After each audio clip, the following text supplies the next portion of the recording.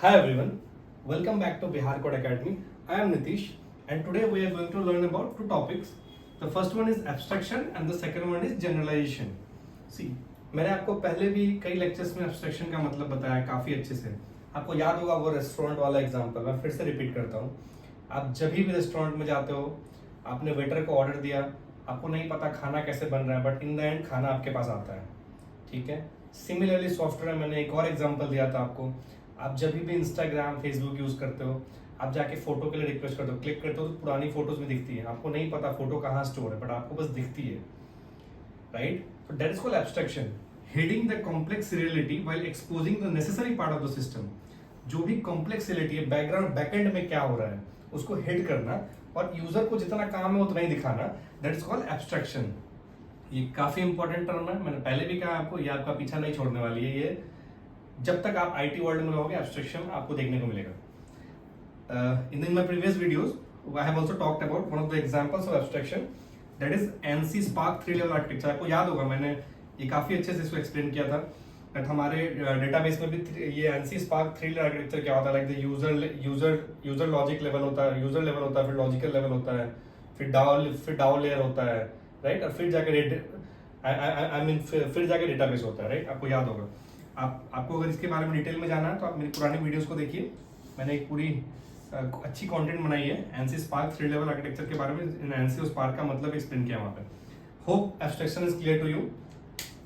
Now we will go to the generalization. ये भी एक बहुत ही बेसिक टॉपिक है, generalization. This is a bottom up approach. ठीक है, एक बॉटम ऑफ अप्रोच है.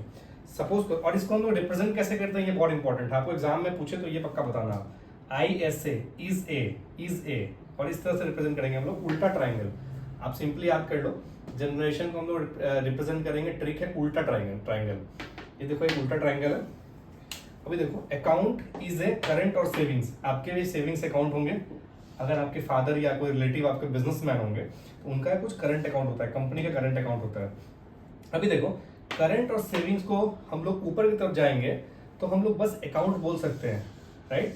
जनरेशन के टर्म में हम लोग बस अकाउंट बोल सकते हैं, क्योंकि अगर हम अकाउंट बोल रहे हैं तो या मतलब करंट और सेविंग्स दोनों कवर होते हैं, राइट. अकाउंट करंट भी हो सकता है, अकाउंट सेविंग भी हो सकता है. इसीलिए इसको बॉटम अप अप्रोच कहते हैं. आप इसको रिड्यूस करके करंट और सेविंग्स एंटिटी, प्रीवियस वीडियोस में आपने देखा होगा, ऐसे रेक्टेंगल से हम लोग एंटिटी को रिप्रेजेंट करते हैं. एंटिटी मतलब कुछ नहीं, एक टेबल, एक object. Account is entity, current is entity, savings is entity. यहाँ पे अगर हम लोग चाहें कि इन दोनों एंटिटी को रिड्यूस कर दें, हटा दें, तो भी हमारा काम चल जाएगा, राइट. अगर मैं इन दोनों एंटिटी को हटा दूं, सपोज करो एंटिटी को हटा देता हूं, सेविंग्स और करंट को, तो हम लोग अकाउंट बोल सकते हैं एंटिटी, और ये दोनों कवर करेगा. That is called generalization. Simple. ठीक है, कुछ रटना नहीं है. Generalization is a bottom up approach. It is represented by is a उल्टा ट्राइंगल. और एग्जाम्पल में आप ये दे देना एग्जाम में. ठीक है, और जो भी डिटेल है उसको मैं नोट्स आपको दे दूंगा. बस आप अभी के लिए समझ लो इन सब चीजों को. Hope this thing is clear to you. Thank you. Have a nice day.